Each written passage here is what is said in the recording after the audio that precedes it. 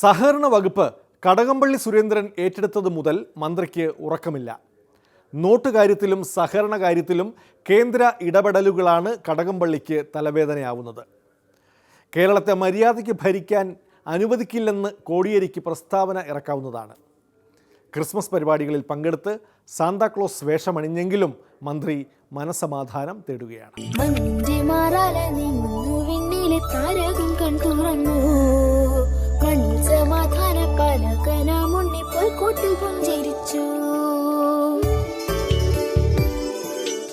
ആകാശമേഘങ്ങൾ കൽപ്പിച്ചൊരു ആനന്ദഗാനമാരേ, മാലാഖമാർ വന്നു തൂക്കുന്നു, സ്നേഹത്തിൻ ദീപം തെളിഞ്ഞിടുന്നു.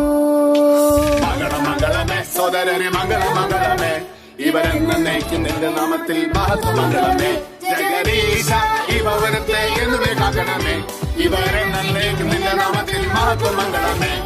സന്തോഷ സൂചകമായി തന്നതിനെ സ്വീകരിച്ച് ബാലകരാം ഞങ്ങളിതാ പോകുന്നു, ഞങ്ങൾ പോകുന്നു, ഞങ്ങൾ പോകുന്നു.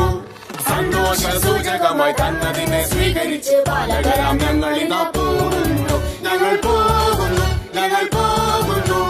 സന്തോഷ സൂചകമായി തന്നതിനെ സ്വീകരിച്ചു ബാലകരാം ഞങ്ങളിതാ പോകുന്നു, ഞങ്ങൾ പോകുന്നു, ഞങ്ങൾ പോകുന്നു. മന്ത്രിയുടെ മനസമാധാനം തകർത്ത് ആദായനികുതി വകുപ്പ് മാത്രമല്ല CBIയും കൂടി കേരളത്തിലെ സഹകരണ ബാങ്കുകളിൽ വട്ടമിട്ട് പറക്കുകയാണ്. അതുകൊണ്ടാണ് നല്ല ലക്ഷ്യത്തോടെ അല്ല ഈ പരിശോധനയെന്ന് കോടിയേരി ഡൽഹിയിൽ പ്രതികരിച്ചത്.